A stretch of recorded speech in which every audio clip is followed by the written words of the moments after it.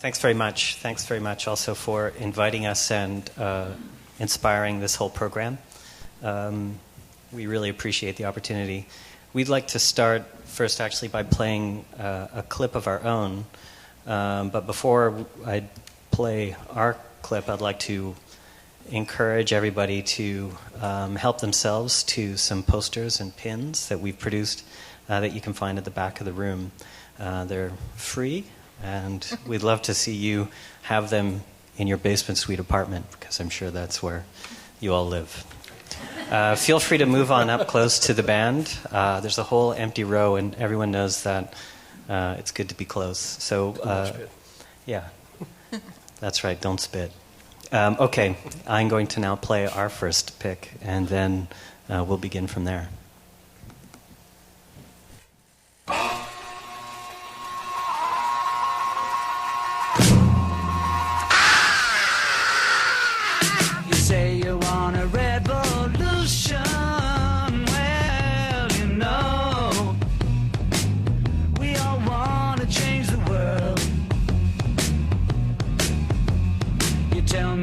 It's evolution, well, you know, we all want to change the world.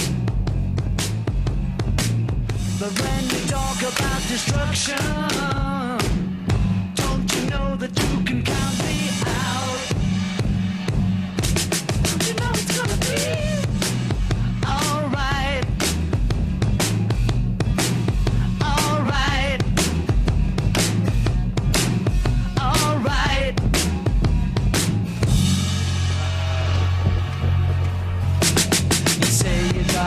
Solution, well, you know, we'd all love to see the plan. You asked me for a contribution, well, you know, we all doing what we can. But if you want money for people with minds that hate, all I can tell you is, brother, you have to wait. You know it's gonna be alright.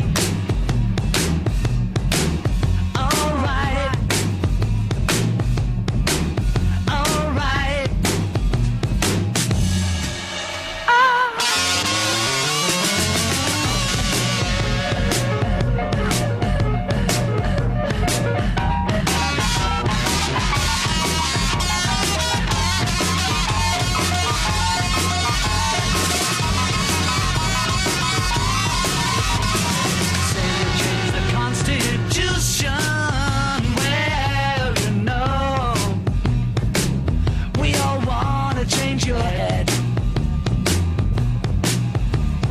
Tell me it's the institution, well, you know, you better free your mind instead.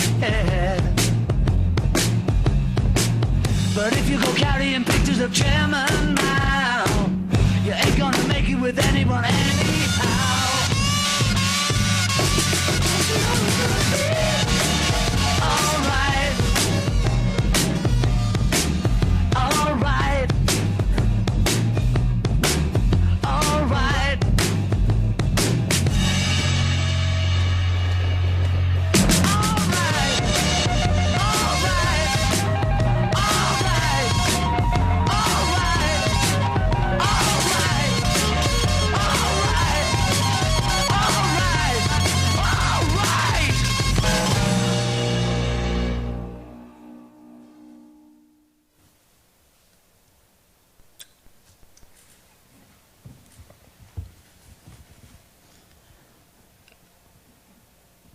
The modern era of music is defined by revolution, actual spinning.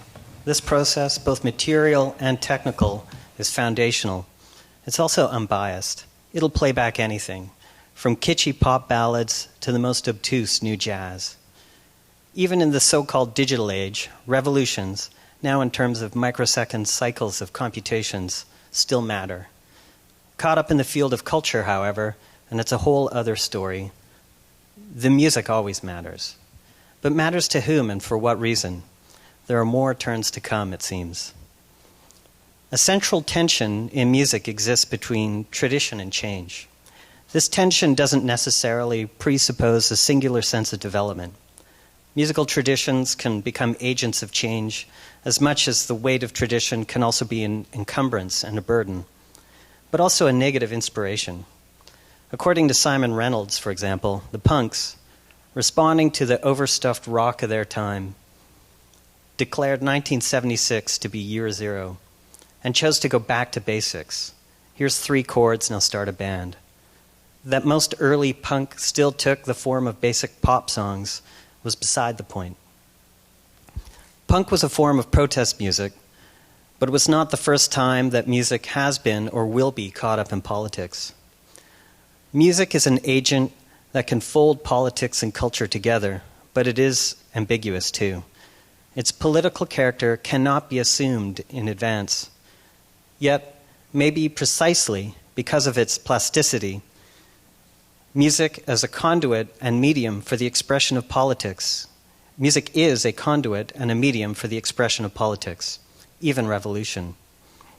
As Plato too famously noted with warning in his advice to the philosopher kings in his Republic, musical innovation is full of danger to the whole state and ought to be prohibited. What Plato was warning about is some music, not all music. What that some music is, of course, is always changing, and its effects can cross different levels of scale, from a personally transformative encounter with a particular song to a socially galvanizing piece of music that inspires popular resistance. We open this evening by playing John Lennon's Revolution. This song was released in 2 ways. A more driving version on the B-side of the single Hey Jude, which we've just heard, and a slower version titled Revolution 1 on the White Album. Produced in the context of the Vietnam War and the social upheaval of 1968, these 2 forms are an articulation of the beginning of Lennon's overt politicization. The energy of the one version, however, clashed somewhat with its lyrics, which seemed to hedge their bets, afraid of the destruction that might come with revolutionary change. The other version, done with an almost corny swing feel, redoubles that hedging in its form and also adds outright lyrical confusion. But you want to talk about destruction? Don't you know that you can count me out in? In talking about music, specifically his love of Beethoven's Appassionata, V.I. Lenin had this to say: "I can't listen to music very often. It affects my nerves. I want to say sweet, silly things and pat the heads of people who, living in a filthy hell, can create such beauty. One can't pat anyone on the head nowadays. They might bite your hand off. They ought to be beaten on the head, beaten mercilessly. Although ideally, we are against doing any violence to people. What a hellishly difficult job." Between these 2 Lenins, there is expressed a version of the dialectical character of music that captivates us. It is bittersweet. In an essay on the New Zealand artist Darcy Lang, Dan Graham writes, "Music is not unlike religion. It is only temporary, ritualistic exorcism against the alienating effects of post-capitalist work and perhaps a fetishized glimpse into the communal pre- or post-capitalistic state of oneness with nature. But like religion, music can also be a kind of ideological illusion, contenting workers of the oppressed classes with their lot on earth, but giving a false, nostalgic memory or promising them false commercial dreams. Music expresses a truth which is not to be totally trusted. The only fixed truth is to be found through work, per se, as an almost spiritual entity."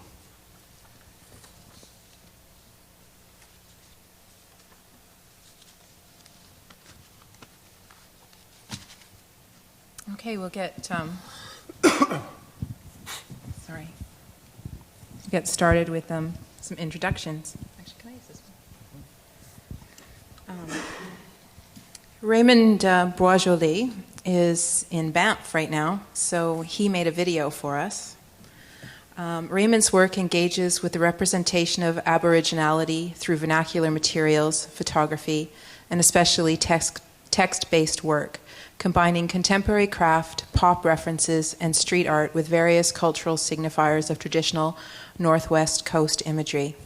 Boisjoli currently has an exhibition on display at SFU Gallery up on the hill, and he has exhibited at the Vancouver Art Gallery, the CAG, Republic Gallery, Access, Catriona Jeffries, and the Power Plant. Also, Raymond participated in The Retreat, a position of Documenta 13 in Banff. So we'll play Raymond's video, and we're going to, after that, continue across the table. And Stan Douglas. Since the late 1980s, Stan has created films, photographs, and installations that re-examine particular locations or past events. His works often take their points of departure in local settings from which broader issues can be identified, making frequent use of new as well as outdated technologies.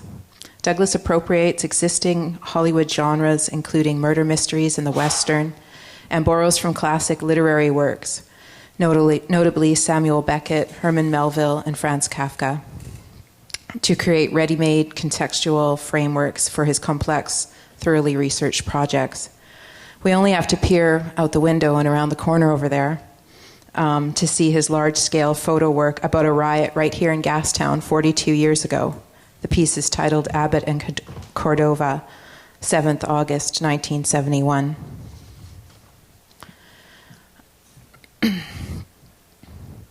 Leaf Hall is a multimedia performance artist and musician based in Vancouver. She graduated from Emily Carr in 2005, where she focused her study on exploring the integration of animation with audio, performance, sculpture, and installation. Her video and performance works have been exhibited at the Chan Center, Vivo, Access, Western Front, Helen Pitt, and Truck Gallery.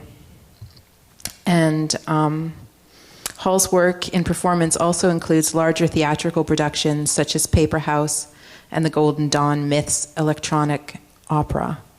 Hall was the lead vocalist in The Mutators, Glaciers, currently has a self-titled solo project, and is one half of the totally awesome electronic musical duo Myths. In fall of 2011, Myths was part of Unit Pit and T-Mass's festival Wrong Wave, Art Rock is Dead, Long Live Art Rock. Donato Mancini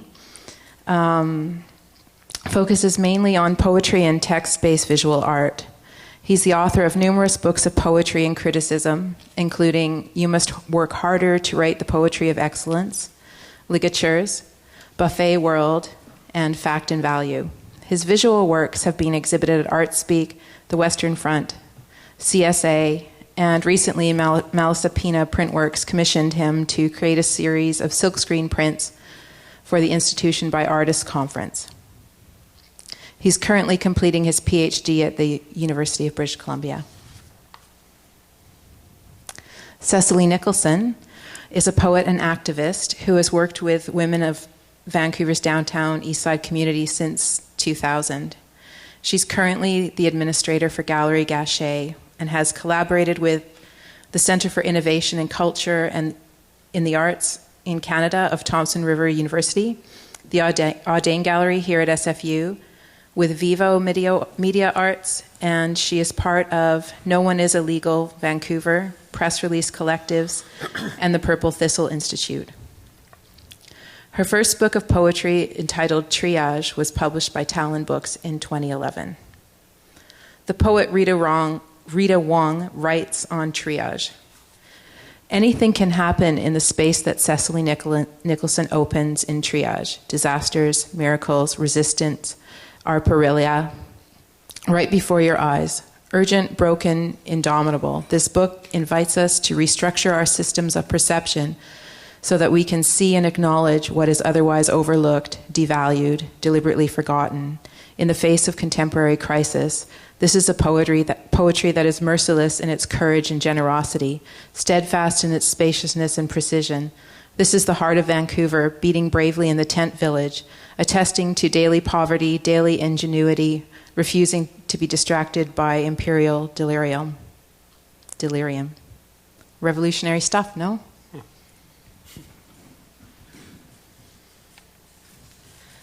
So the way this works is each presenter will discuss the song that they've chosen, and then we'll listen to the song and move on to the next, after which we'll have questions or comments.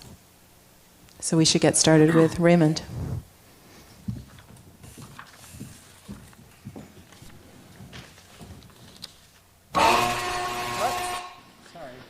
Hello, Vancouver from Banff.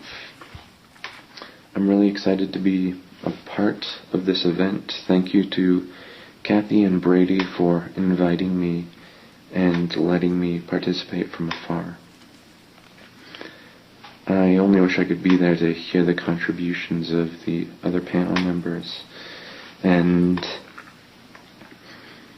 I chose a song for you to hear this evening that I've been thinking about a lot, more so lately because of this sort of opportunity to speak with you about it here tonight. But it's Alcatraz by the band Redbone. It comes out of their 1970 album called Potlatch. They're a native group from Los Angeles, and it's a song that I think resonates with a lot of things that are happening, a lot of things that will happen, that I think it's a really sort of fascinating thing that, the song was released in 1970 in the context of the occupation of Alcatraz by the Indians of all tribes, this intertribal group that utilized this clause in this treaty, the Treaty of Fort Laramie between the U.S. government and the Sioux, in which it was stated that any surplus federal property that fell out of use would revert to the people from which it was acquired. So this was used to take over the island of Alcatraz for 19 months from November 1969 to June 1971. So it was a big thing, and it was something that I've thought about. Like, I've made work concerning a song by Pat and Lolly Vegas, who are members of Redbone, and there's a certain encounter between Sly Stone and the Comanche activist LaDonna Harris that happened on the Dick Cavett show, in which Sly asks LaDonna what's happening in Alcatraz.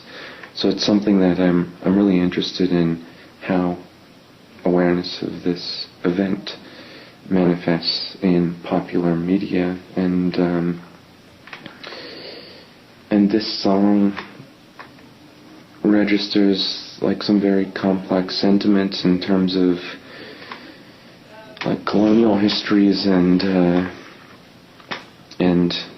like Indian ethnicity.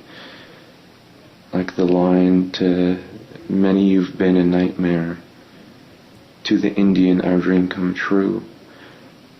I'm really interested in that capacity to register some sense of collective identity, an ability that only comes out of difficult circumstances, and really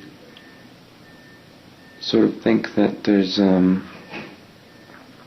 something really fascinating about it, in the sense that it's this really complex thing, this prison that comes to sort of be this symbol of possibility for indigenous peoples making some deliberate move towards changing their relationship to federal government.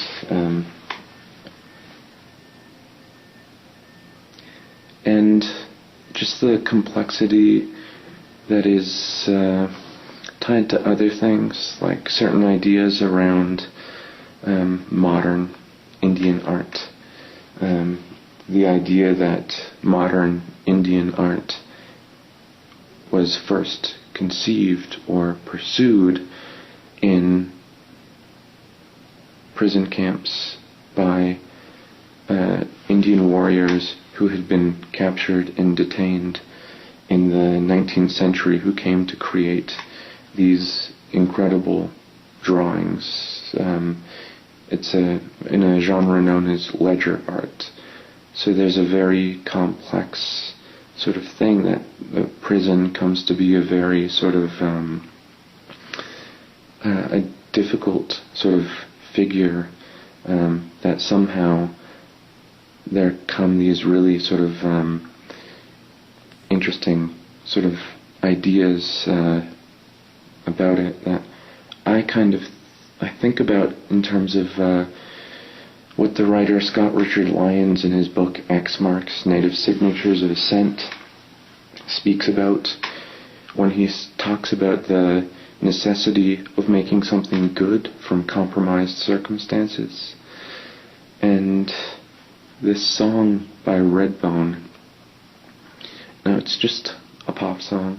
It's just a really sort of like ordinary thing, but could contain within it this sort of sense of a greater sort of collective belonging that could remake difficult circumstances, not only make something good within those circumstances, but something beautiful as well, that it kind of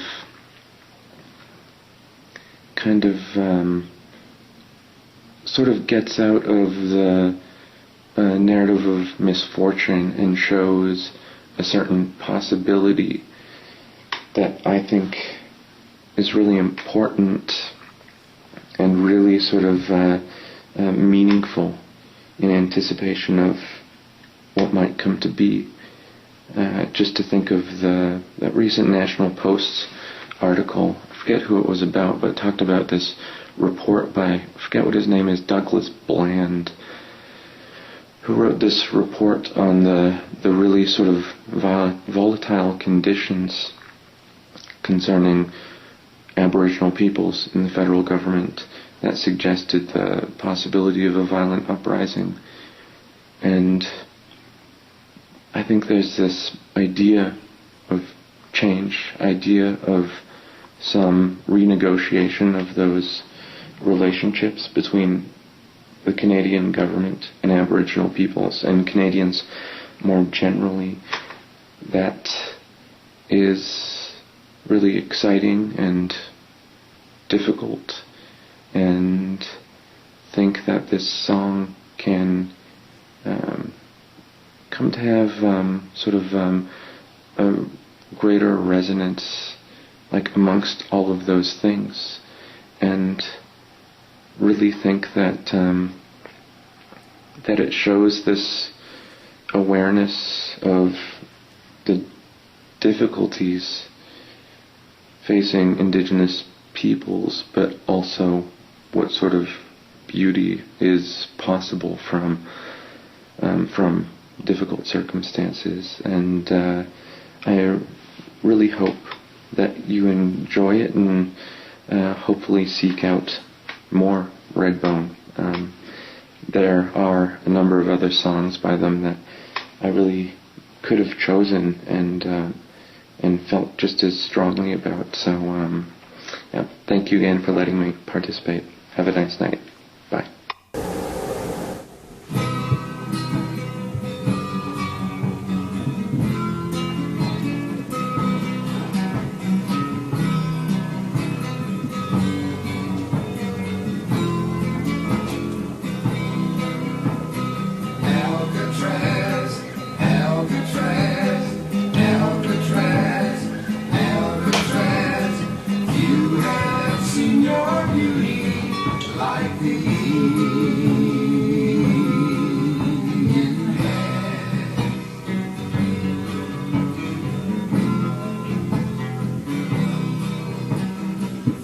have seen your beauty like the Indian has.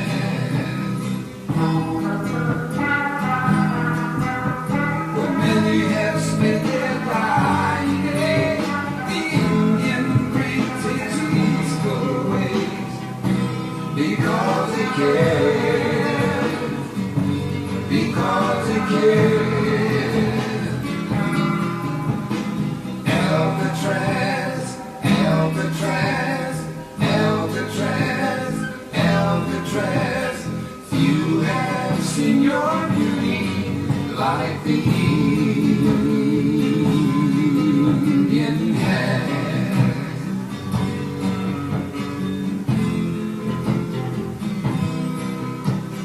Few have seen your beauty like the Indian has.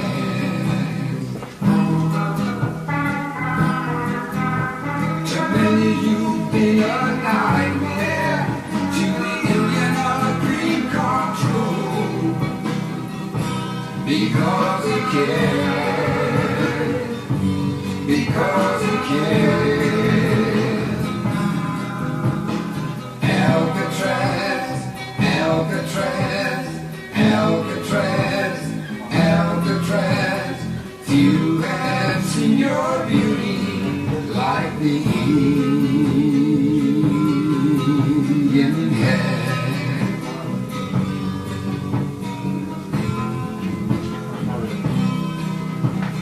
Few have seen your beauty like the Indian has.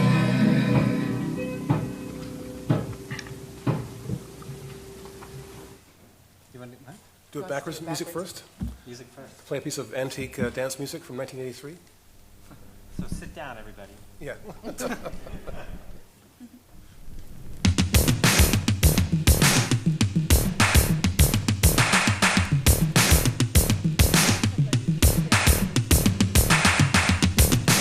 Distinguished guests, brothers and sisters, ladies and gentlemen, friends and enemies. Malcolm X. No sellout. Malcolm X. No sellout.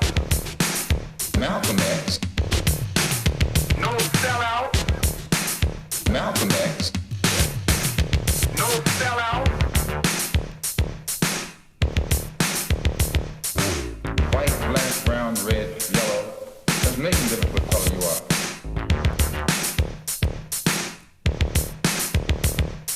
The only thing power respects is power. They take one little word out of what you say, ignore all the rest, and then begin to magnify it all over the world to make you look like what you actually are. Much of what I say might sound like it's stirring up trouble, but it's the truth. It's the truth. It's the truth. It's the truth. It's the truth. It's the truth. It's the truth. It's the truth. It's the truth. It's the truth. It's the truth. We don't care who likes it or not, as long as we know it's the truth.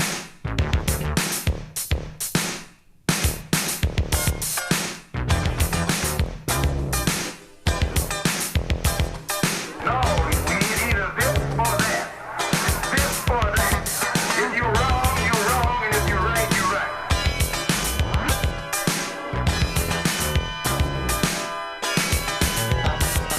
There'll be no skullduggery, no flim-flam.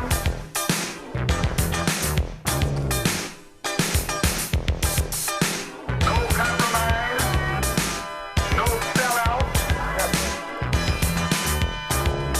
no control show.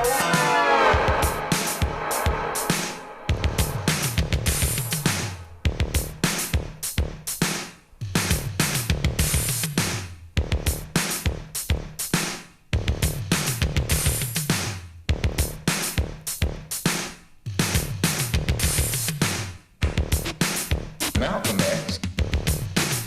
No sellout, Malcolm X. no sellout, Malcolm X. no sellout, Malcolm X.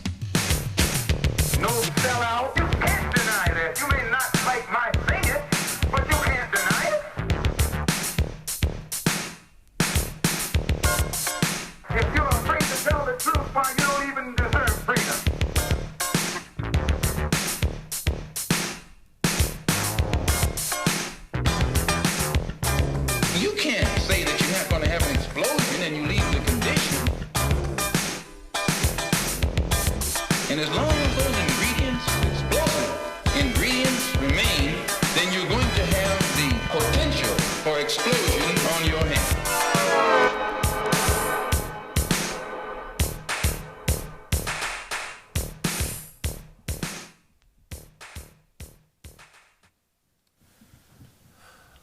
So I had no idea what I would talk about tonight and what song I would play tonight until exactly 24 hours ago. But last night I had an epiphany, which may or may not make any sense, so bear with me, and please forgive me if I totally make a mess of this. Anyway, the question that was bothering me about like what to choose is like the question: can music be representational? Can music be revolutionary in the sense that it could make something happen? Can it represent something properly? Can it incite something? That's kind of a fundamental question. Or is music more of a token from an era, a part of a condition, as opposed to the cause of that condition? So that's the question I was sort of toying with. I was considering this. But this song, I thought, was not revolutionary for what it says or what it represents, but revolutionary for what it was, how it said it. And it's not revolutionary in itself. It's more a part of a continuum that was revolutionary in this particular moment. This is a song from 1983 by a guy named Keith LeBlanc, who was part of the Sugar Hill Records house band, who along with Doug Wimbush and Skip McDonald did the uncredited work on The Message and White Lines by Grandmaster Flash and the Furious Five. Later on, they formed bands called Fats Comet, Tackhead, and Little Axe, all associated with On You Records and produced by Edwin Sherwood. Anyway, he was very much in that early hip-hop scene and involved with doing sampling, using sample music. And the curious thing about this record, I think, is the way in which it is really an act of ventriloquy. It's not. There's certain musical things that are in Malcolm X's diction, in his oratory, but he obviously did not make those speeches to be recorded in a dance track.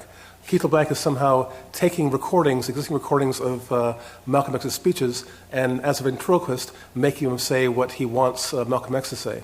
So in a way, it becomes a collaboration, but in a way, an odd kind of necrophiliac collaboration, because, of course, Malcolm X died in 1965, and it's questionable as to whether or not his revolutionary proposals in that period of black nationalism were exactly relevant in 1983. Conditions may have stayed the same, but were his solutions in 1965 applicable to that moment in the 1980s, especially when the status quo had certain answers to the questions posed by Malcolm X in 1965. But the continuum I see this being a part of it is one that has a much longer history, and one that can be outlined quite nicely by Jacques Attali in his from 1977 book called Noise, The Political Economy of Music. Jacques Attali outlines 4 eras of Western culture that are distinguished by 3 revolutions.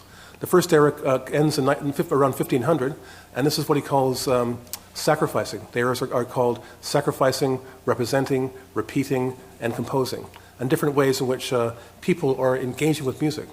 His thesis, in a way, was that music, far from being a superstructural effect of the political economy, actually has a direct effect on the political economy, and that social formations in the Western world were foreshadowed by formations in music. In effect, musicians tried out a new way of organized society in music by understanding the way in which people inhabit time together through a piece of music that will be the experience of that experience in society as a whole later on. So anyway, the first era he discusses, that of sacrificing, refers to the kind of folk music that's made and transmitted by tradition, orally, folk songs, etc., national melodies, something which are passed on orally and are in a way of enforcing tradition from one generation to the next. Nothing changes in this culture. Things stay the same. It is one of sort of magical time. There's no real historical transformation. Things don't happen. Everything is sort of enforced by the aristocracy or a religious regime that's sort of maintaining society. This was broken by the appearance of the Renaissance and the Enlightenment in what he calls representing. And in this case, music was something which is not tied to an individual speech, individual culture and tradition, but can be distributed by being notated. In this case, music becomes transportable. It also becomes a commodity, and then something can be played by people who are now sort of expert players and performers who play in concert halls where everyone is silent, as opposed to being outside or in noise. And in a way, the music of sacrificing was all about distinguishing human culture, human sounds, from the sort of terrifying chaos of the natural world, which was always there, always had the possibility of sort of reminding you of your own mortality and the sort of indifference of nature to your human will. Anyway, so from representing this idea of so the bourgeois culture, capitalism, empire are all sort of within the musical formations that appear in that period up to 1900, 1500 to 1900. Repeating is with the introduction of mechanical reproduction. This is when you can have exact recordings of music, so it's not depending on performance anymore, but only the apparatus, the sort of industrial apparatus that's distributing these things. So it becomes what's being sort of foregrounded is less the individual relationship in the concert format, but instead the commodity relationship or distribution of industry in its sort of huge apparatus form between people. The final phase that he talks about is perhaps overly optimistic, which he called composing, inspired by what he saw in free jazz from the 1960s and 70s, where small groups of people would play music together for each other and not for distribution, not for to become a commodity, but for their own pleasure. But he mentions a kind of music where musicians play, they make the music for themselves, by themselves, and together in a form of collaboration. And composing is something which is not really tied to, say, notation, but something that's tied somehow to the instruments we used to make that thing. So my little epiphany last night was that, in a way, the DJ culture that appeared in the Bronx in the 1970s, with DJ Kool Herc began mixing records, is a part of a continuum which sort of has returned now in our culture after a certain hiatus in the 1990s. This song, Malcolm X, was sort of a high point before the higher point of It Takes a Nation of Millions to Hold Us Back by Public Enemy, which used sampling in a very, very radical way, and again resurrected this idea of sort of antique black nationalism in their lyrical content. But what it was doing is using music as raw material, recorded music as raw material. Instead of music being produced by instruments or by the human body, by human voice, they take existing music, which sort of have been taken out of history, which are by the same tokens of that history, and combine them in new ways of making meaning.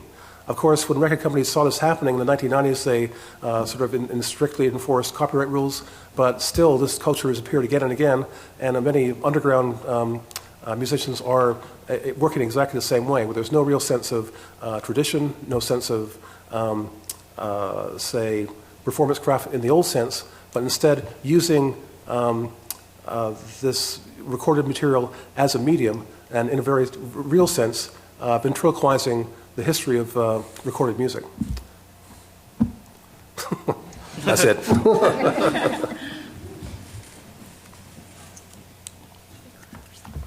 Questions?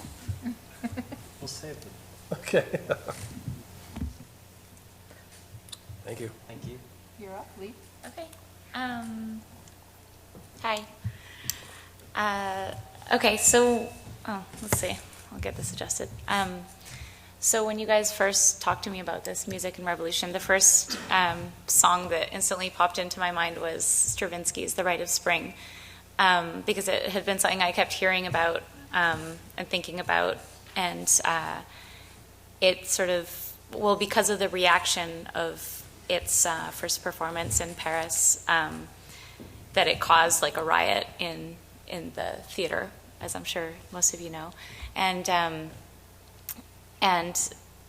that to me was sort of this brilliant moment in music and the power of music to incite acts of passion, acts of violence, you know, these kind of things.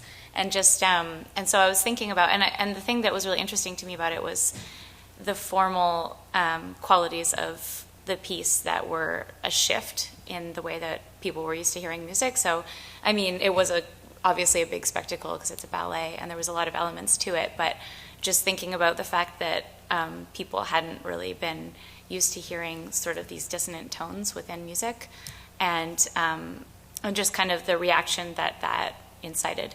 And it was really interesting. I heard this piece on Radiolab. I don't know if you guys listen to that show ever, but they talked about all the sort of reactions that your mind has when you're sort of opening up to new forms of sound or new forms of information, and that it actually can cause like sort of violent reactions.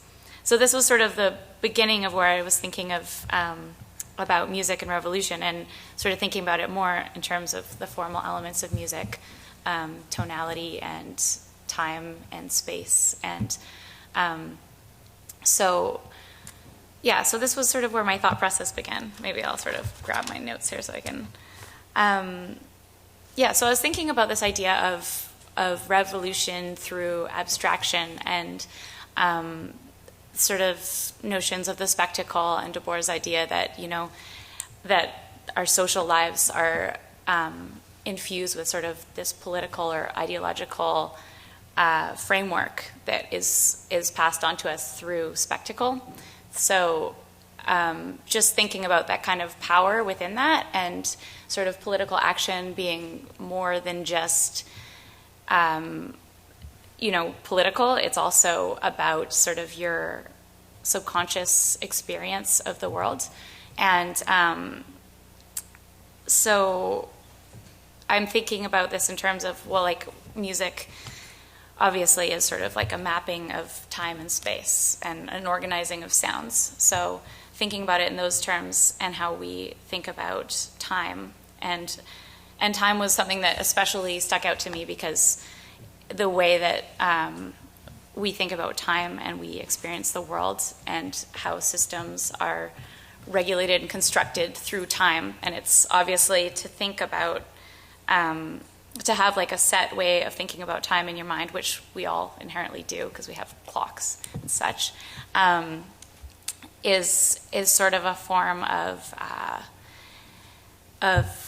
control, I guess, of your mind, of the subconscious. So I was thinking about these things, and how the potential for formal constructions of sound to be revolutionary through breaking in our perceptions of time and space, and our experience of tone, and all these kind of things. So, and beyond that as well, thinking about narrative structures. So thinking about the breaking down of narrative, because, actually that book that you were mentioning, the Noise book, they talk about how music can be sort of categorized into either politically sort of in line with the ideological systems that are current, or they can be against it. And then I was sort of thinking about, what about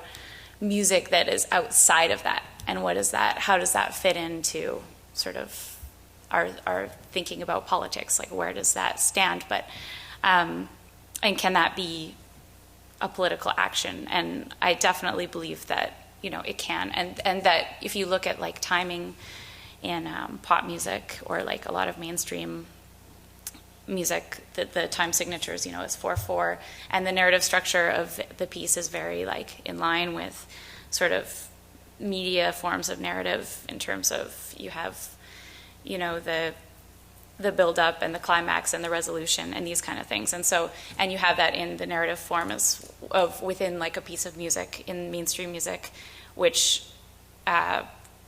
is it keeps us within a certain framework of thinking. And so just thinking about even breaking the narrative form, so taking music that is abstracted, so something that's repeated for long periods of time without any sort of build-up or resolution, or just a gesture that's offered of sound, is like a new way of thinking about structures of time or the possibilities of things, and in that way creates a space of freedom.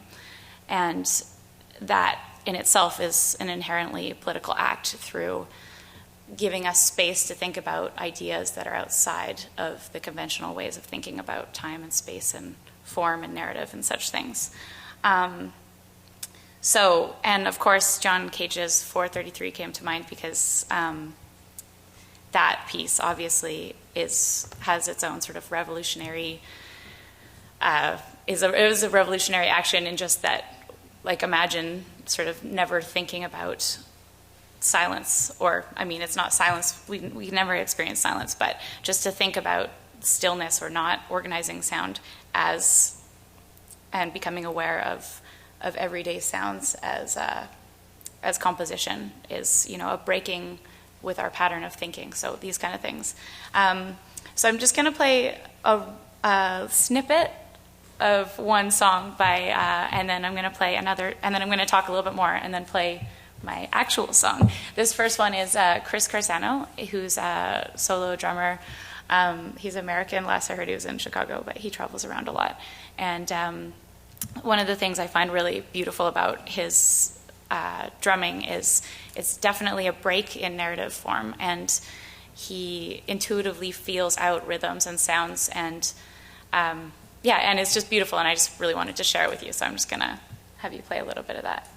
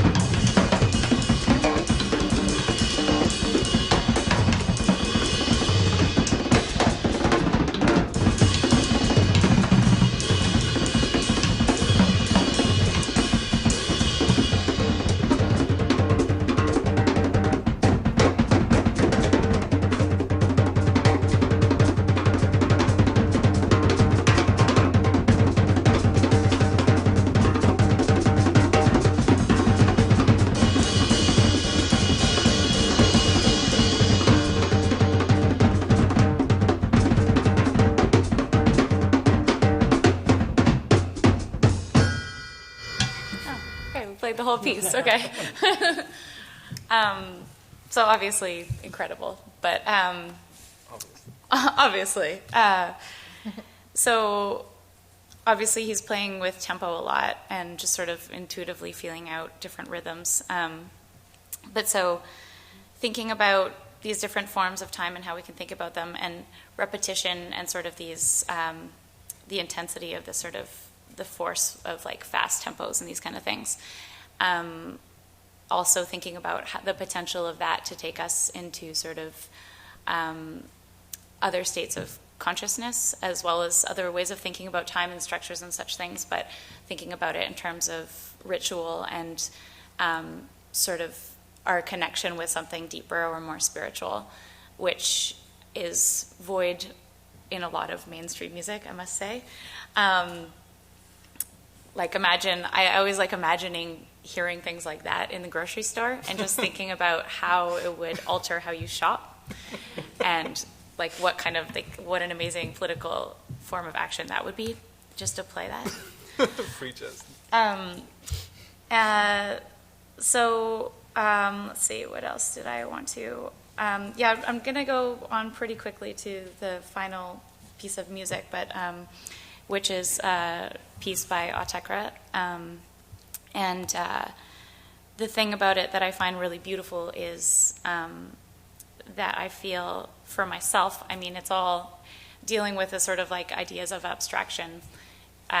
It's all about like your own interpretation of these things. But for my own feeling for this piece, the thing that's really interesting about it is that it takes set points in time and expands them into multi-dimensional spaces. And this is my experience of it anyway, is that each moment, each sound, because of the way it's constructed, becomes a kind of a shape or a space that you can inhabit. And it's a really beautiful experience of time because obviously the thinking of linear points in time, or thinking of time as a moment that passes and it's there, it's just a point. But just thinking about the concept of time and the possibility of each point in time being expanded obviously into like a larger scale, which of course it is. It's not just here and now. It's existing on many different planes of reality and in many different places, and people are perceiving it in different ways. So I think that the potential for music to open us up to these ways of thinking is really powerful and is, a form of revolution. So if you don't mind playing the last piece, that would be great.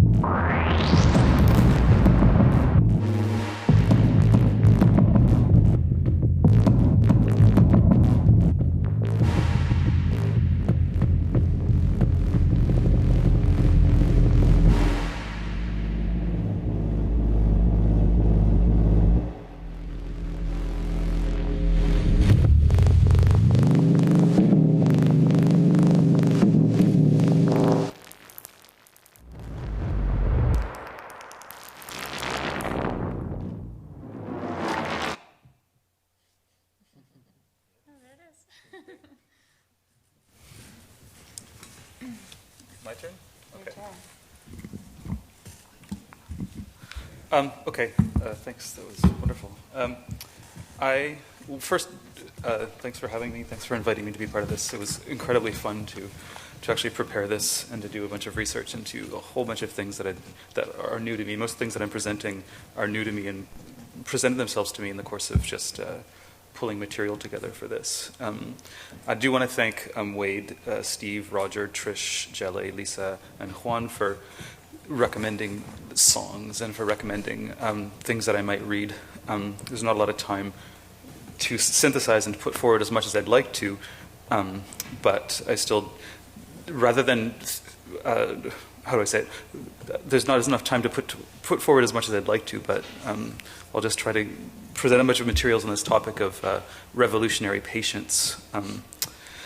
I'm not going to try to theorize it heavily. I'm just going to put forward a bunch of the materials that I found in thinking about this. So it's more like a care package than really like a theorization of revolutionary patience. I just follow the theme through a bunch of different sites, historical contexts, and I have to present the caveat that I haven't read in depth about each of these contexts, so I can't necessarily speak to each of the contexts very well in great depth yet. So if I make historical errors, I invite your corrections. But in brief, revolutionary patience, in contrast with the kind of revolutionary haste or revolutionary imminence that would be a more common situation in revolutionary poetry or song, like the immediate call to action that you often hear in revolutionary poetry or song. There's an undercurrent of another kind of temporality in relationship to the event of the revolution that is like way more distal. Like the revolution is way further off, and what the poems or songs are actually doing are kind of entreating you to have patience and to have resolve for the long struggle, right? And so, in a lot of contexts where you find revolutionary patience being represented or entreated, you find like revolutionary discourse mixed very, very overtly with theological or religious discourse. And there's a kind of very apocalyptic sense of time that you see in revolutionary work a lot, but it's especially strong often in this kind of revolutionary patience material. So revolutionary patience then is both about the long-term social struggle and the kind of apocalyptic waiting that is involved with that. But it's also, and in a sense, applicable in either completely secular or religious contexts, just the sense that social struggle involves a lot of really uninteresting, boring, tedious work, right? Social struggle isn't like fun. Social struggle is like, typing up leaflets and handing them out and making big pots of soup and cleaning rifles and stuff like that. It's not really that much fun. And it's in that related directly to that, it's also based in the sense that any revolutionary process would take a very, very long time, and possibly, and very probably perhaps, longer than the life of any individual involved in realizing a cause. So it's about working for something that you may never see. It's for working for a future that isn't even necessarily your own future. At least that's how it's represented in this material that I found. So this might be part of the reason that it braids so often with very, very overtly religious discourse, besides the other cultural reasons for that. That there's, it's the kind of dimension of faith that's involved with, revolutionary struggle and practices, and the long-term sense of trajectory and the long-term sense of strategy. And revolutionary patience also, even when the revolution is presented in song and poetry as imminent, as about to happen, it's all often represented. That imminence is itself often represented as if as having come at the end of a very, very long moment of patience. So, these calls to get up now and fight. There's often an implication that now's the time to fight because you've been waiting for so long. But then, the temporal relationship to the event, the great event or whatever, is really, really imminent and immediate. So when I started looking in other places and asking people for reading recommendations, which they gave me so generously, I found, quite a lot in the coming insurrection, and Tikkun's The Call. And revolutionary patience in those contexts often relates to an entreaty to build the skills that will be necessary, not only to overthrow the neoliberal capitalist thing-dinger, but also to sustain life afterwards. And in that sense, it's also often presented in relationship to what it means to even engage in a revolutionary process or struggle now when power is so decentered. If with power decentered, you might not even be able to think of revolution as an event, as an apotheosis that will happen, but as a constant and unending process, right? There's possibly no event, there's no winter palace to storm, there's no focalization of power like that can just be knocked over. And so, of course, that completely changes the meaning of revolutionary patience if you can't look forward to just such a specific point of attack. And one example that I actually have known about for quite a while that I really, really like is in a Paul Éluard poem from 1942 called The Last Night. Paul Éluard's a surrealist, communist French poet, where he writes about this specific iteration of revolutionary patience that I'm interested in, just the patience of the poor. Éluard's sense of time in this poem is a lot like Pier Paolo Pasolini's. For Pasolini, the death is this event that transforms the meaning of all the things that preceded death. So all a person's actions are actually not just ended by death, but death itself modifies all the actions that precede it. This is how Éluard treats time in this poem, The Last Night. And so the revolution that is distal but somewhat more imminent in the poem actually transforms just the daily activities of the poor, like just getting by, this kind of like folding, this meticulous just care for the self-survival into essentially a revolutionary activity. So it's a 7-part poem. I'll just read a couple little parts from it. I can't read the whole thing, obviously. Part 5 of the 7 parts goes like this. The poor picked their bread from the gutter. Their look covered light. No longer were they afraid at night. So weak their weakness made them smile. In the depths of their shadow, they carried their body. They saw themselves only through their distress. They used only an intimate language. And I heard them speak gently, prudently, of an old hope big as a hand. I heard them calculate the multiplied dimensions of an autumn leaf, the melting of the wave on the breast of a calm sea. I heard them calculate the multiplied dimensions of the future force. And the poem ends in the seventh part, and I apologize for his sexist language, which is constantly annoying, but we throw the faggot of shadows to the fire. We break the rusted locks of injustice. Men will come who will no longer fear themselves. They are sure of all men. For the enemy with a man's face disappears.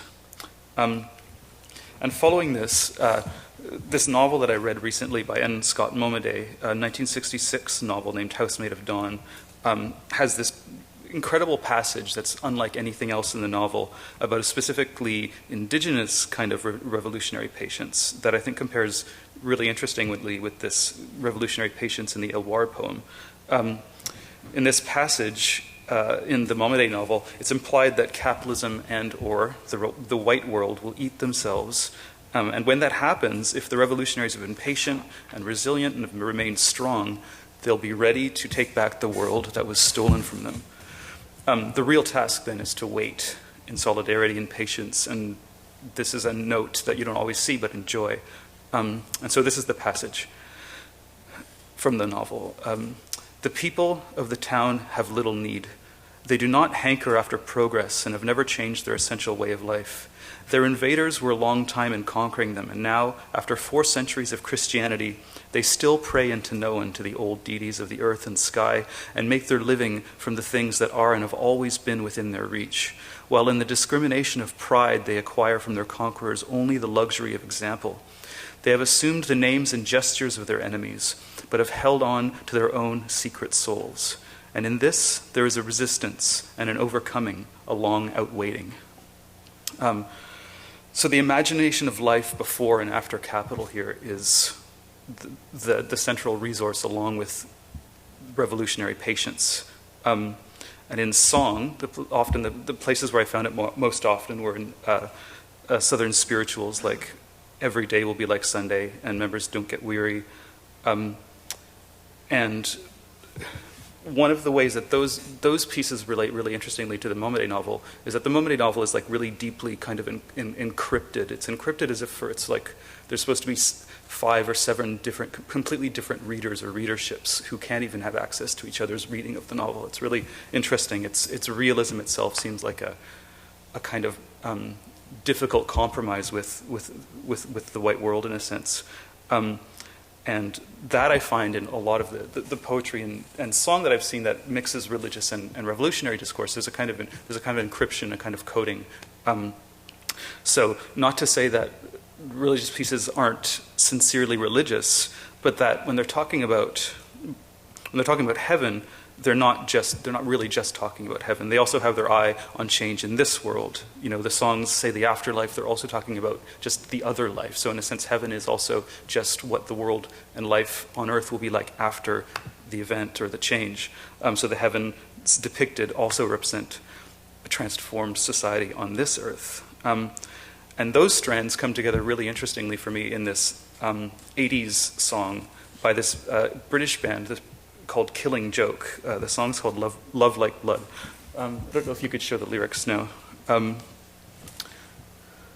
So Killing Joke, who happened to play here on Thursday night, oddly enough, they're an avowedly anarchist or leftist libertarian post-punk, metal, hard pop, goth band, depending on the moment you're depending on the album, I guess. What really interests me about this song, I mean, I like the song. It's really cheesy, but it fills me with feeling. So, I might as well not resist it. But what interests me a lot about this song, partly, is that it's a song. It's a very, very radical statement of revolutionary patience, and it was a pop hit in the UK in 1985. It got to number 16 on the pop charts in about February, March. Okay, and so. You think about the context. In March, Thatcher puts down the miners' strike, and Ronald Reagan in January 1985 is re-inaugurated as the American president, and we've just elected our Brian Mulroney. So unless you're a neoliberal, 1985 is kind of a bad year for revolution. And my question then is like, is that why the song was popular, right? It was certainly timely, but did people really hear what the song was about? Defeats of those kinds provoke despair, but they possibly demand patience. And so, if people were hearing it, maybe it really was being heard that way. But at the same time, if you think about songs like "Born in the USA," that's often heard as unironically patriotic. And so I wonder if Love Like Blood, which you can see the chorus about, is just taken as a kind of vampirish love song. And it may well have been a hit entirely as a love song, because there's so many examples of songs like that, of songs somehow being taken up in exactly the opposite way that they're intended. How do I say this? So, read politically, though, the love in the song is a kind of blood bond of the revolutionary class. It's a bodily commitment. Some people have the choice to make such a bodily commitment. Others do not have the choice to make such a bodily commitment. The song is a call, whether it's ironic or not, whether the song is good or not, whether it's coherent or not, whether their politics are something I can get behind or not. It is a call to a kind of revolutionary patience and looks forward to the day, and it looks forward to the time after. It uses the heaven imagery in the later part of the song, the dream of promised lands and fields. And it was also a goth nightclub dance hit. I just want to play a bit of that song so you can hear what it's like. And it makes a very interesting contrast with the song that I'm going to play all of at the end of this, my portion of this talk.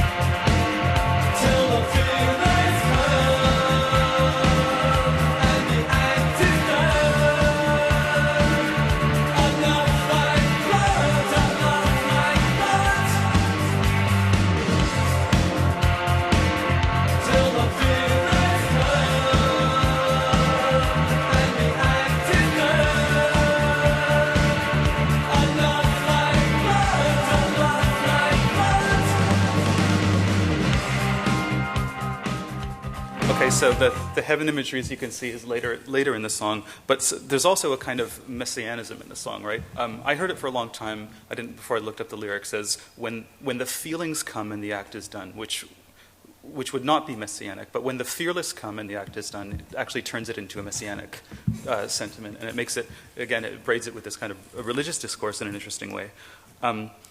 Okay, and now to finish off, a few more things. The song that I want to play in its fullness is Max Roach's 1968 arrangement of the song "Members Don't Get Weary." I was just led to this through the research that I was doing for this talk tonight. But the only person that I found who uses the term revolutionary patience as such is Cornel West in his essay "Subversive Joy and Revolutionary Patience in Black Christianity." The waiting and patience that West hears in Black Christian culture, to me, sounds to me very much like a mix of the joy and the agony that I hear in the passage that I quoted from the Momaday novel. I'll just read a little bit from that essay of Cornel West's. The radically comic character of African-American life, the pervasive sense of play, laughter, and ingenious humor of blacks flows primarily from the profound Afro-American Christian preoccupation with the tragedy in the struggle for freedom and the freedom in a tragic predicament. This comic release is the black grown made gay. Yet this release is neither escapist nor quietistic. Rather, it is engaged gaiety, subversive joy, and revolutionary patience, which works for and looks to the kingdom to come. It is utopian in that it breeds a defiant dissatisfaction with the present and encourages action. It is tragic in that it tempers exorbitant expectations. This perspective precludes political disillusionment and its product, misanthropic nihilism. So, do you mind putting up the lyrics of... So I also looked up different versions of the song, and there's really, really Christian versions of it that use the term Christian work, that use images of Jesus on the cross and such, and they go by slightly different titles and rewritings of this.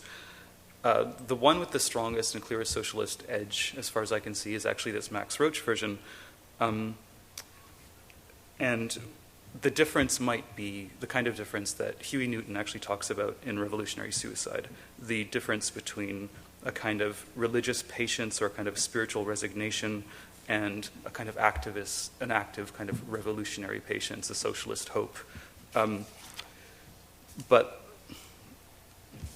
like in the Éluard poem, you have the sense of both the patience and of the event approaching after a long, long, meticulous revolutionary patience. Roach's version is the closest to the 19th century version, the earliest version that I've been able to find. And he makes some really interesting changes that I think are changes towards are communistic changes, just by changing the pronouns. Because all the other versions of the song that I found, it's I and my. He changes it to we and our. And to me, I don't know, just the kind of person I am, I read that completely as a communistic turn from the personal to the communal, and it's a profound difference as far as I'm concerned. Okay, and now we'll listen to the song. So Roach is a drummer, composer, he's on the drums, and Andy Bay is singing. The MP3 is not as loud as the Killing Joke MP3, so you'll probably want to turn it up.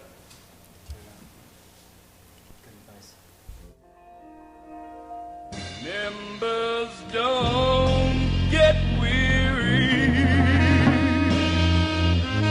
Members don't get weary. Members don't get weary. All the work is done.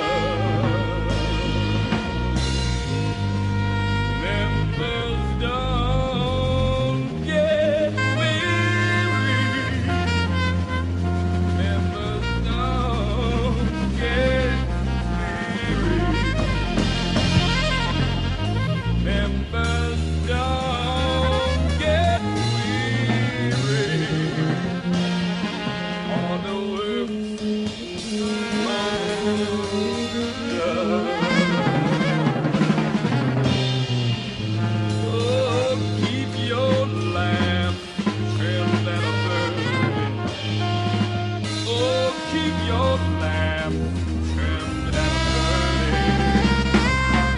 Oh, keep your lamps trimmed and burning. For the work's most done. We've gone down to the river Jordan. I said we're going down to the river Jordan.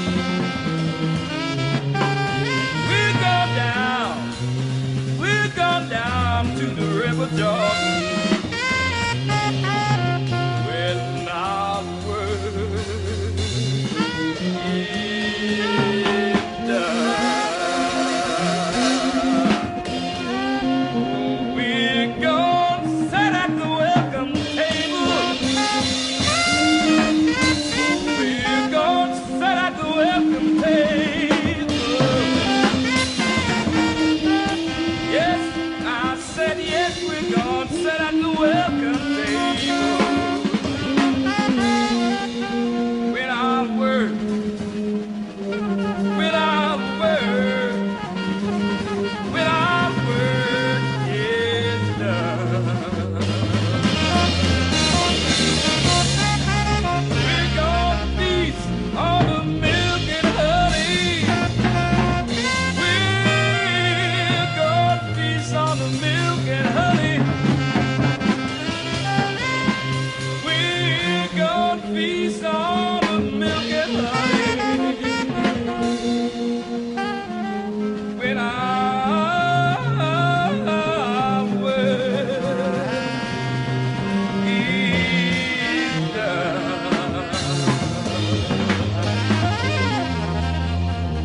We're gonna march with the tallest angels. We're gonna march with the tallest angels.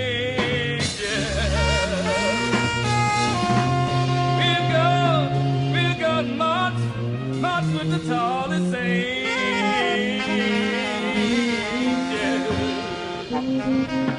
With our work, with our work is done. Members, don't get weary. Members, don't get weary. Members, don't get weary. For the work most done. Members, don't get weary. Members, don't get weary.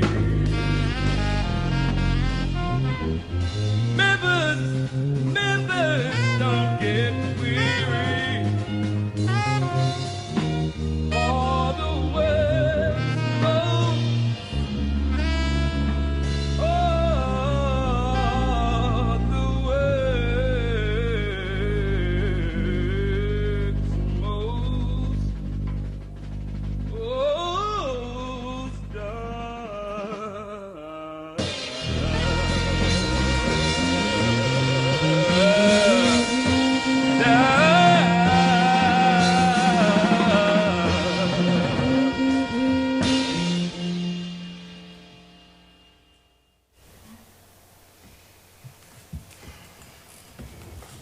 Audience, don't get weary.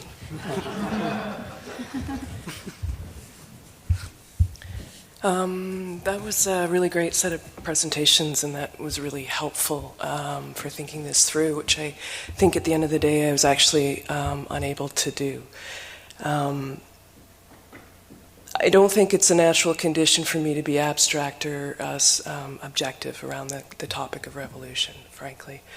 And I think that probably situates me somewhere with that revolutionary patience, and also somebody typing leaflets and making soup. So There's probably something to that. But I did want to begin by acknowledging that we meet in unceded Coast Salish territory.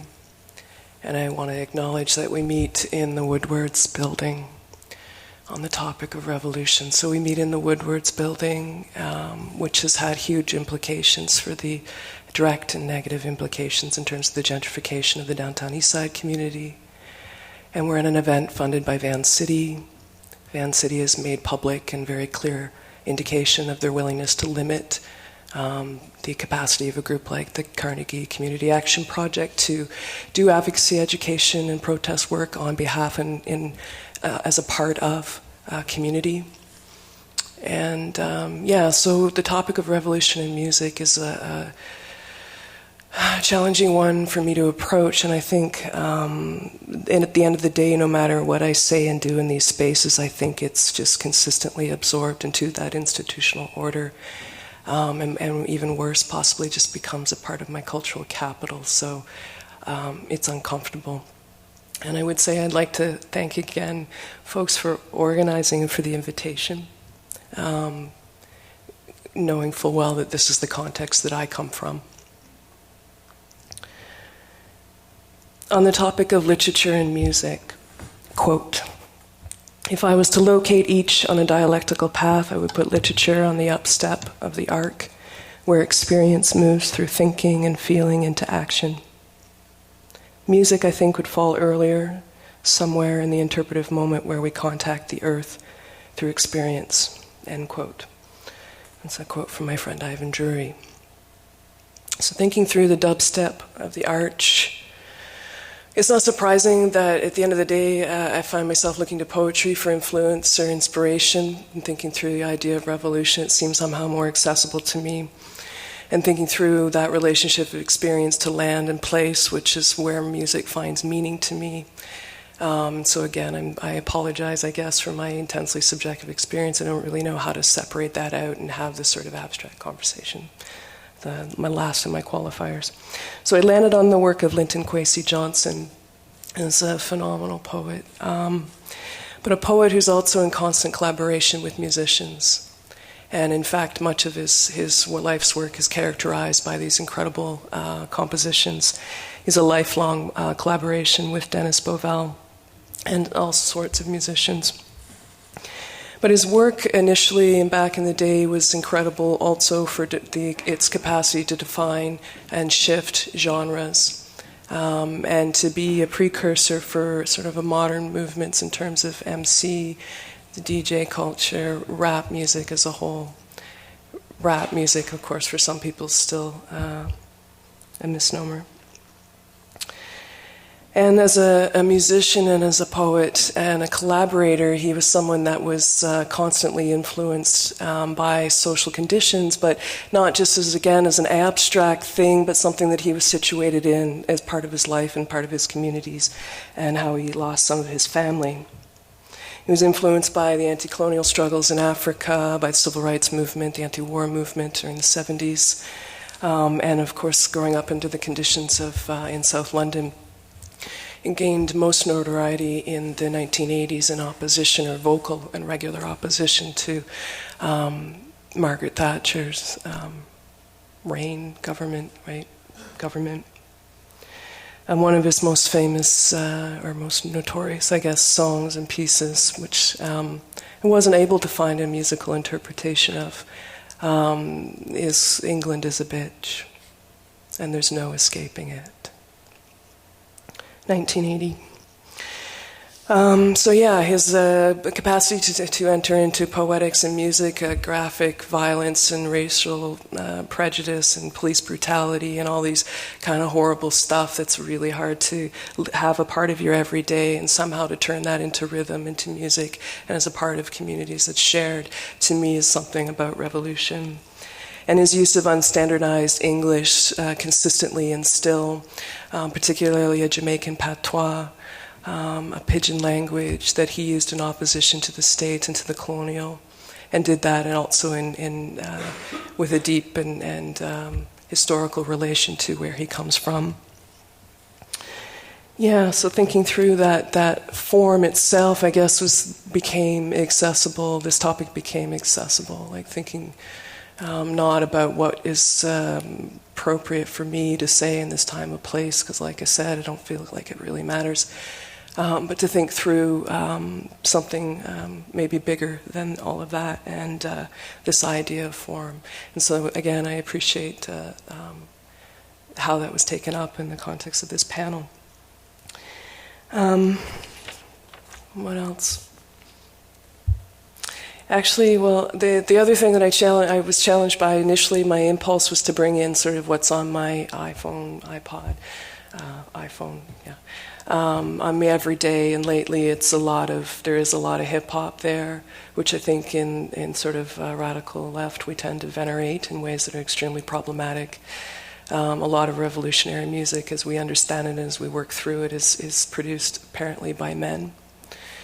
But yeah, on my list is folks like Lupe Fiasco and Roots Maneuver and Tribe Called Red, and folks who absolutely come from these histories or these trajectories in terms of sampling, in terms of multiple forms of technology that are shifting and moving around the meaning of these songs.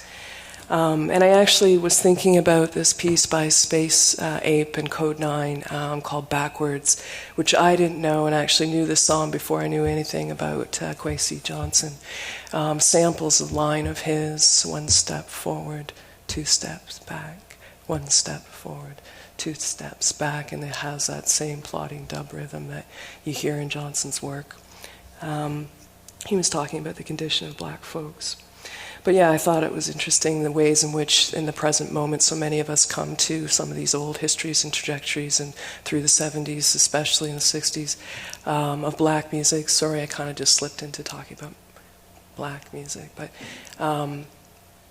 we know the samples, we don't know the originals. So it's been interesting for me, a bit of a project in recent years I've been pursuing and trying to track down and learn the originals. I was on a Bill Withers kick recently, so I don't know if you listened to any early 70s, mid-70s music. It's full on in a lot of the 90s music that perhaps influenced me more in retrospect sometimes. But anyway, so the song I chose, De Great Insurrection, the album book, Making History in 1985, incidentally. And so yeah, I don't have a digital file from it. It's not on my MP3 player. I just went trolling through the YouTubes, and I don't know, those of you who might spend too much time looking through YouTube, I'm definitely one of those people, and I find it fascinating what can find its way into this public eye and what we consume without money exchanging hands, unless of course you have to have access to the internet.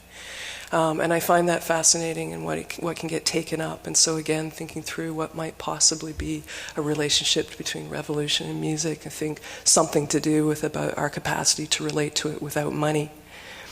And yeah, so strolling through YouTube, and there's lots of different variations of this song. The Great Insurrection has been taken up in DJ work and some interpretive pieces, so I just chose one. And I can't say that I like it a lot. I just thought it was a good example. So it's DJ Hiatus. And it was released in spring of 2011, which is the 30th anniversary of the Brixton riots in South London in 1981, which is what the song is about.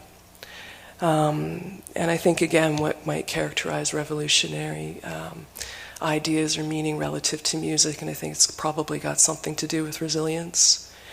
And I think further of the cyclical nature of our oppressions and the cyclical nature of our resistance, and how we have to parallel ourselves through time and through generations. So I thought this song was a nice example, again, of something that sort of picked up from this particular moment of time, and somebody else has picked it up and returned and reinterpreted it. So just the last couple words about Kwesi Johnson. I mean, he cites some of his influences, again, all men, but all men that I'm down with, so Aimé Césaire, Leopold Senghor, Pablo Neruda, the likes of Jean-Paul Sartre, Hermann Hesse, Derek Walcott, and Camus Brathwaite, one of my favorite poets. And his aesthetics, he talks about his poetics and his music being influenced by a relationship to rallies and demonstrations and cultural gatherings of a political nature. And his work is absolutely international. So again, qualities that we might think through relate revolution in music. His qualities are is known internationally, from Trenchtown to Birmingham to Brooklyn. Trenchtown to Birmingham to Brooklyn. So just before we play this song that I sort of like, but I'm just more interested in introducing you to this person and his relationship to collaboration and other musicians, and to maybe take some time to explore his work. If I was a top-notch poet, still, me nah go bow and scrape and guan like an ape, peddling no puerile parchment of ethnicity, with ongle and vague, fleeting hint of authenticity, like a black lance Percival in reverse, or even worse, a babbling buffoon with loose im tongue. No, sir, not at all. Me got me rhythm, me got me rhyme, me got me rough bass line, me got me own sense of time. Cue music.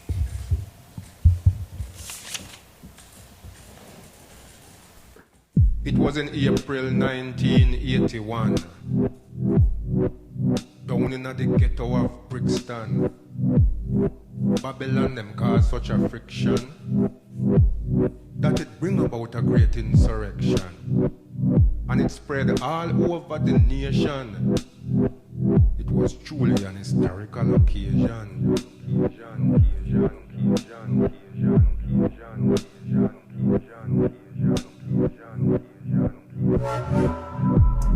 Some may suffer, some may burn, but I know that one day all of my children gonna learn. Sure as the sun shines way up in the skies, today I stand here a victim, yes. Truth is I'll never die. When we mash up plenty police van, when we mash up the wicked one plan, when we mash up the swamp 81, they make the ruler them understand that we not take no more of them oppression. And when we check out the ghetto grapevine, every rebel just a revel in them story. Them a talk about the power and the glory. Them a talk about the burning and the looting. Them a talk about the smashing and the grabbing. Them a tell me about the vanquish and the victory. Them said the Babylon them went too far. We had was to burn 2 car. And 1 and 2 innocent get marred. But what? That's how it goes sometime in a war. In a war, in a war, in a war, in a war, in a war, in a war, in a war. Some may suffer, some may burn, but I know that one day all of my children gonna learn. Sure as the sun shines way up in the skies, today I stand here a victim, yes. Truth is I'll never die.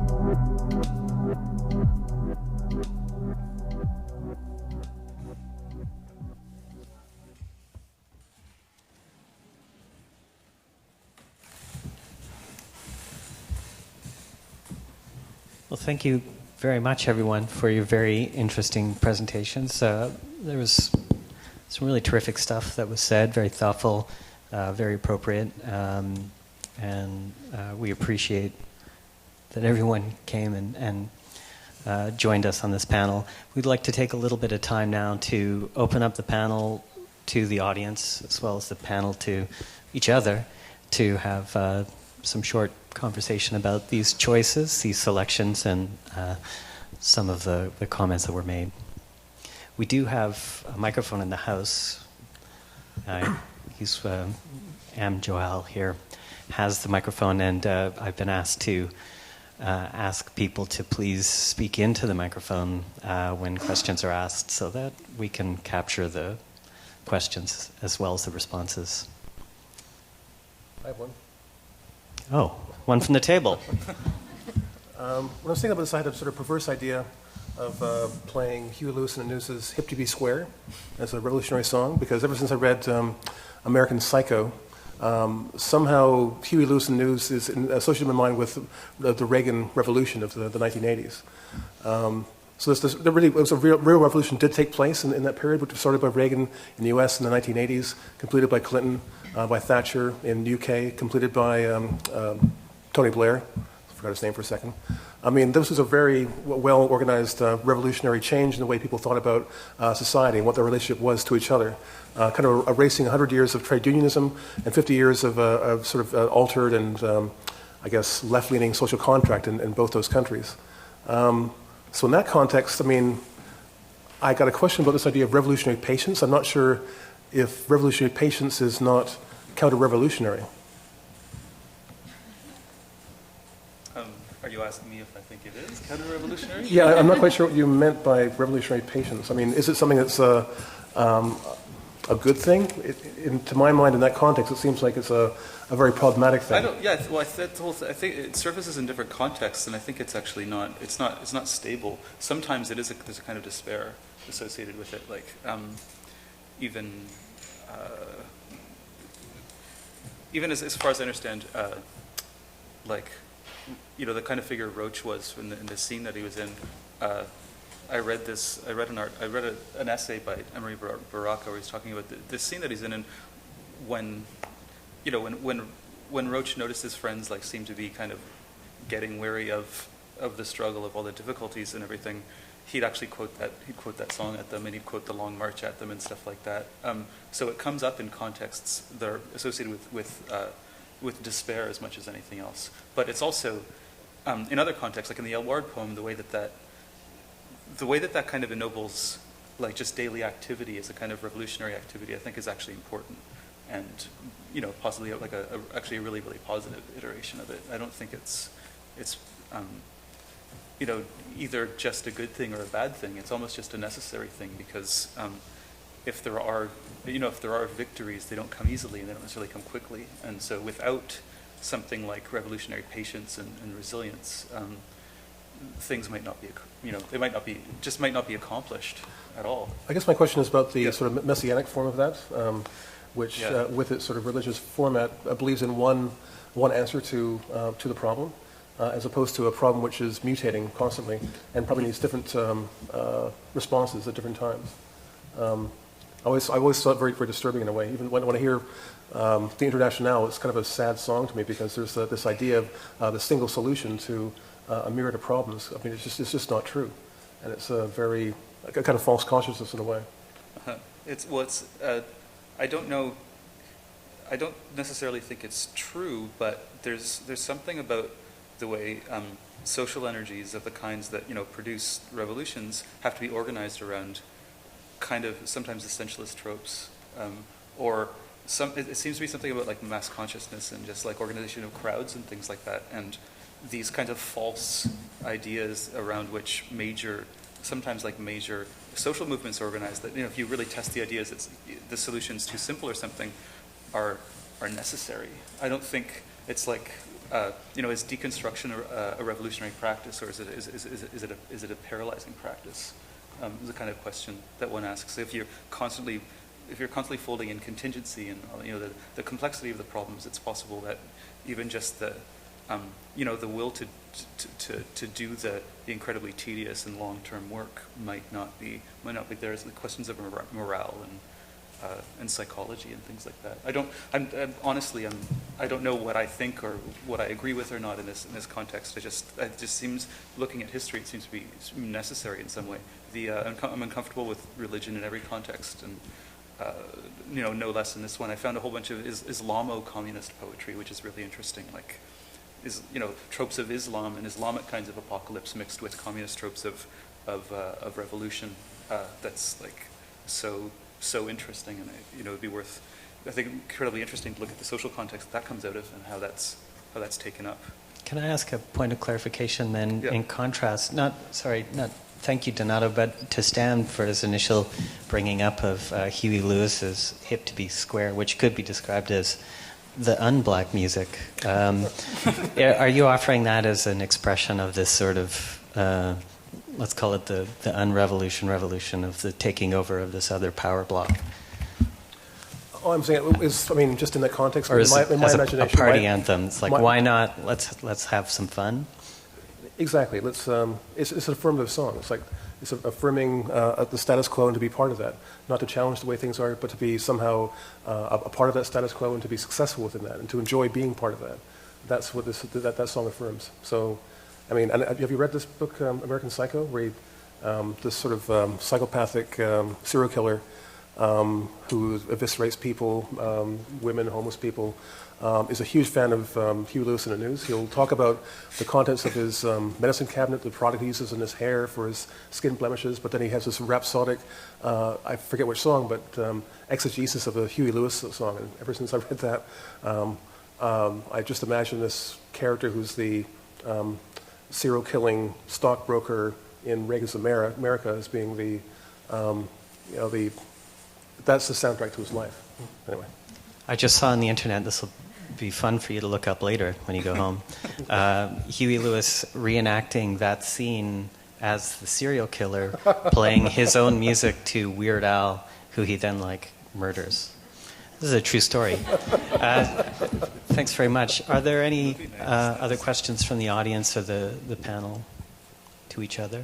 I'm just wondering, sorry, because when did Huey Lewis come out as gay? It wasn't at the time that song was done. It was Certainly much not. later, right? Yeah. So there is some kind of irony built into the fact that he's singing this song and that it's being used as a soundtrack for this But you can kind be of thing. a gay square Republican, it's easy enough.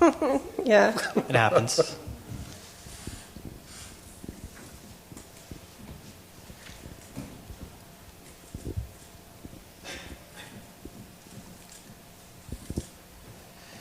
I have a music question, and it's about appropriation and transformation from the revolutionary to the counter-revolutionary. We see a lot of musical styles which start out very iconic and very with strong revolutionary identification, which of course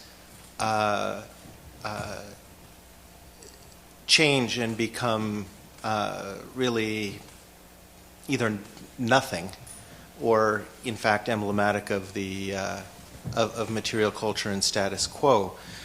And I don't mean things that are the product of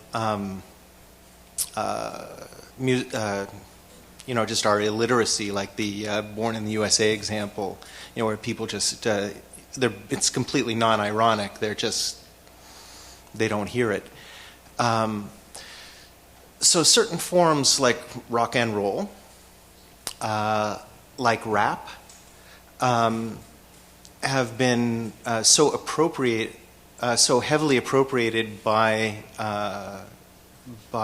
traditional cultures that they've lost the immediacy of the revolutionary impact.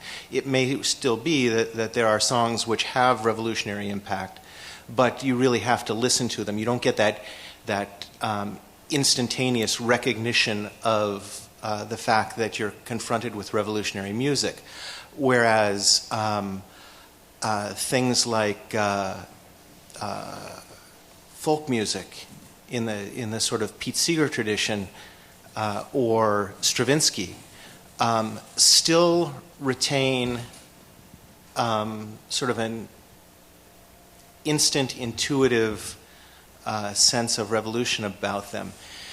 Given that the variables of music are things like text, tone, timbre, rhythm and periodicity, key signatures, what are the elements, do you think, if we can identify them at all, that keep certain musical forms from being misappropriated, or, to put it in a less aggressive way, what is it about certain forms that just keep them intuitively revolutionary when we hear them? Does anybody want to tackle that one? Anybody understand? I don't have necessarily a direct answer, but it does make me think about something that's interesting, which is that I kind of have a part-time job doing sound engineering, and so I work at karaoke a lot. So I sit back there, and everyone's drinking and having a good time, and I'm very sober and just watching the board. So I get to analyze every song that goes up. But the really interesting thing to me about it is that people will pick these songs that are really just deeply meaningful, and like some Nina Simone and Tracy Chapman, and songs that are just intense, and you hear the lyrics, you see the lyrics up there on the screen, and and it makes me want to cry, and everybody's laughing and having a good time and drinking. And I think there's something about not necessarily that I have a direct answer to what you're saying, but I think that there's something about that people get in this rhythm with mainstream music that it's you turn off your mind, it becomes a commodity, and it's that relationship to consumption that changes you from someone that's actually absorbing the information or listening or paying attention, and to sort of a mindless consumer of sound. And so the words become meaningless, the sound becomes meaningless. And I don't know where the line is drawn. There's the song Hip Hop that is Dead Prez. Yeah, and that song to me is I don't know where that line comes in exactly with that song, except to me every time I hear it, it seems, although I am listening in maybe a different way, but every time I hear it, it's overwhelmingly powerful, yet it has this great beat, and it's just, it gets you every time, and it makes you want to go on the dance floor, but yet it's such a powerful and intense message, and I don't feel like that message gets lost in that sound. But I do think that a lot of times once it starts getting consumed for pleasure, that music does seem to lose something of its essence. So, I'm not really answering your question, but just sort of opening up the dialogue around it. But I do think there's something to do with sort of consumption and economy that definitely affects how we hear and the sort of openness to things that we have. Cecily? Sorry, I just wanted to say I think there's a lot to be thinking through the folk traditions. I think that's something that's very helpful. I think locally, people who gather in each other's kitchens and living rooms and perform music and share composition in ways that aren't commercialized is something to think about.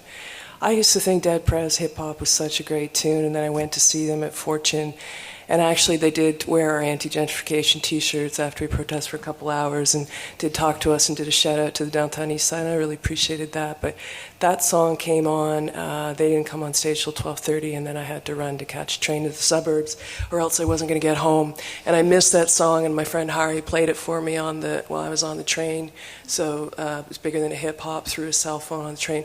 So it was like something changed in the relationship to that song after that experience, and that's got something to do with consumption of it, I think, in a different level. So, right. Yeah, it's subjective too, but yeah. That pertains to Love Like Blood becoming a pop hit. And also, like, I like the song, but it's funny, it depends when I'm listening to it, like how much I like it or feel it. When I'm actually like re-listening to these songs today, preparing for today, listening to it a few times in contrast with the Max Roach piece, it started to sound like a freaking commercial for Best Buy or something like that. Like, it lost a lot of its power and authenticity, but I think I could still feel the song. I don't think there's very much that's possibly nothing that's inherent in the music. There's not something in the music that keeps it from getting taken up that way. Like, I've listened to incredibly saccharine versions of We Shall Overcome and stuff like that. Like, it's not in the music. It's like the whole apparatus that evolves around it and through which we listen to music, and through which we listen to music literally. I honestly, I don't know if this is like an incredibly pessimistic way of looking at it, but I kind of think almost anything could be appropriated to use it in the sense that you're using the word. Yeah, can I just, I think I feel uncomfortable with a couple of things. One is this idea of an intuitive sense of revolution, because I'm not sure about that, because it seems like that would always come out of a social condition, which is maybe not intuitive. And the other thing is that I feel uncomfortable with drawing these kind of fine lines, and no offense, Leaf, because I know where you're coming from, but like the popular and the not popular, or the music for pleasure and not for pleasure. I mean, part of the mixed up thing that Kathy and I appreciate about music, and maybe especially pop music, is the way that it can be both things, and it's in some cases uncomfortably both things. And it's unfortunate that some of these artifacts, these texts, can be bought by capital and used to shell cars or whatever, and that may or may not take away from the music, and it may or may not ruin your experience. There's lots of audiences, lots of people who listen, lots of situations for their listening, and the same song that's like just ruined through gross overexposure and like a terrible advertisement, like lots of Motown throughout the 80s. Like, it's brutal to listen to Motown be used for everything, selling everything. And, for me personally, it was like, I couldn't listen to that music anymore for that reason. But I felt also eventually that I was wrong, and that's kind of a weird thing, because it's not the fault of the music, and that music still, I think, can be approached in new ways and can always be rediscovered. Like, we can always listen again. And I think we need to hang on to that and maybe insist on it. And I think in the case of folk music, part of what makes it maybe still compelling is its accessibility. And I think popular music that addresses a lot of people and that maybe can also segue into, unfortunately, the circuits of, super cross-marketed promotions, like that's a drag. But I think it's incredible when something can talk to a lot of people. There's no one way to talk to them. There's no one way that they're listening. But it's awe-inspiring to me still. And maybe there's an important lesson for people who are on, this other side of the political fence, to look at that and go, holy shit. You can speak to a lot of people and not necessarily resolve those differences or tensions, but to kind of, gather them up somehow. I think it's amazing. Not that all pop music is good, but there's something there that's amazing. There's a problem. Oh, yeah. Both want to jump in. I just want to say really quick, I totally understand drawing binaries and genres and all these kind of thing is always way too simplified and can never encompass everything, for sure. But just as a point of reference, I think that that specifically when I'm talking about pop culture or mainstream music, it's just thinking about things that either situate themselves, and it's like, okay, let me gather my thoughts here. Things that either are actively promoting and engaged within like an ideological system, and so being self-reflective of that and sort of being like a mirror back on oneself so that you never look past that. For example, talking about drinking or dancing in clubs or shopping or sort of really conventional forms of love and relationships that are maybe damaging to people,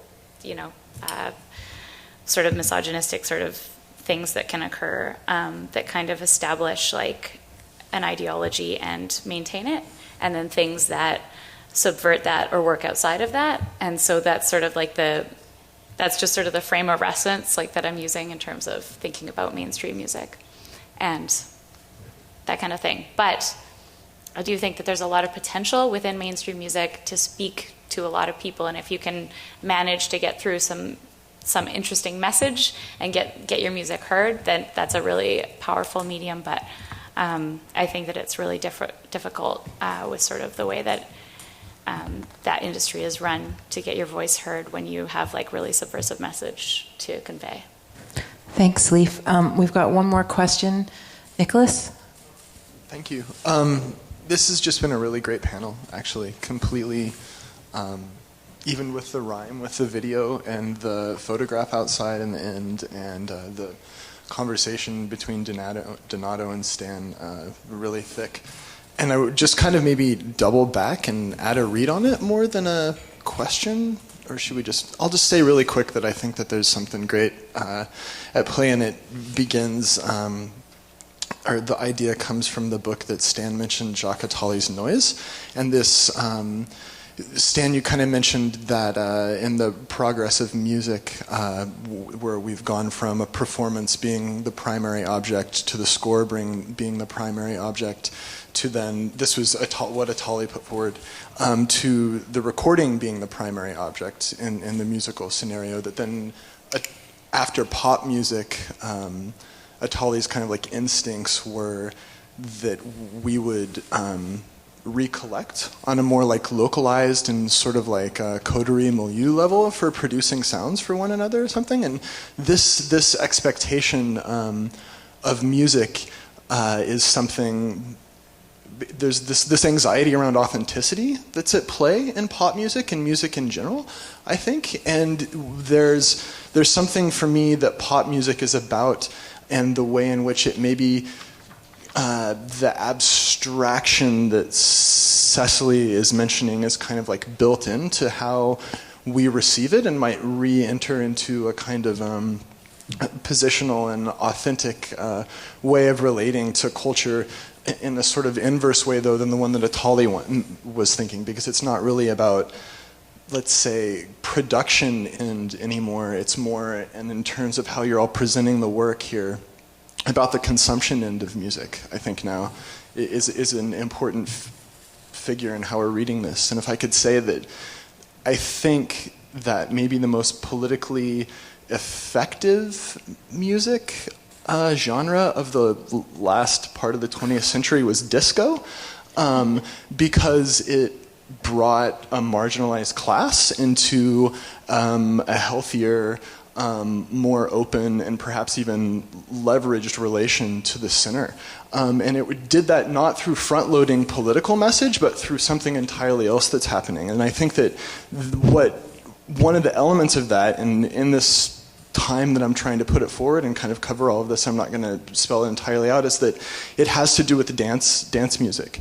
And this is an aspect of hip-hop, and this back to the body on the consumer side of things, I think, is what I would want to address to Cecily in terms of where music and the abstraction gets cut out now. We're expecting that on a different end as we're theorizing it, but it's actually something has changed as we've passed through this process. And I just think it's dance music as the seat of authenticity or dance on the consumer end, and disco music as being political would maybe be a frame to kind of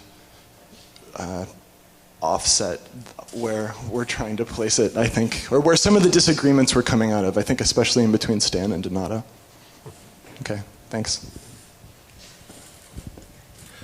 I was going to say something before, just a study of pop music. Because there's popular music and there's popular music. I mean, there's a sense in which popular music means music of the people, but more and more there's a sense that popular music is something you buy, not something that you make.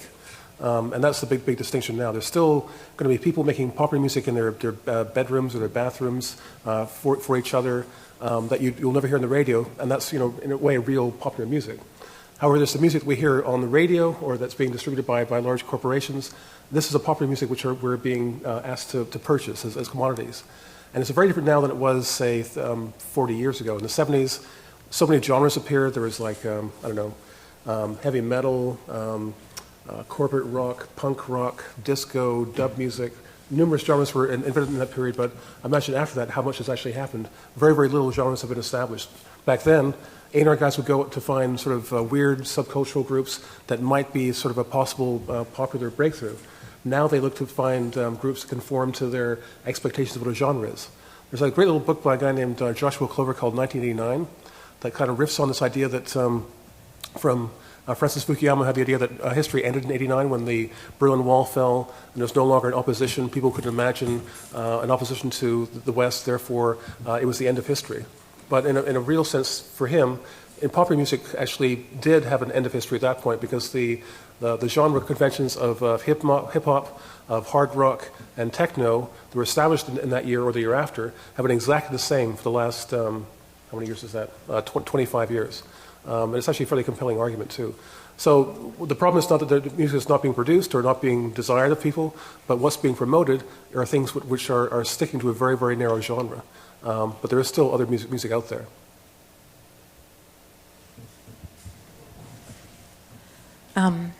Thanks. Thanks, Dan. Thanks, everyone, for taking part. When Am invited us to do this, he sent us a video to inspire us. So we're going to end tonight with playing Nina Simone's Revolution, which was written a year after the Beatles song and was written in response to it. For Simone, there's no hesitation around talking about destruction. Her version is embedded and embodied. There's no irony. It's too great a risk because for Simone, this song and what it's about really matters.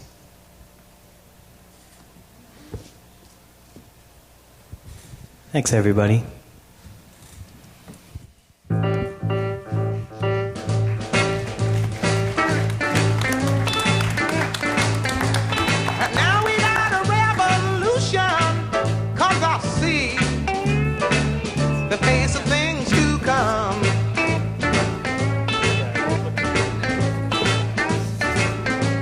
Yeah, your Constitution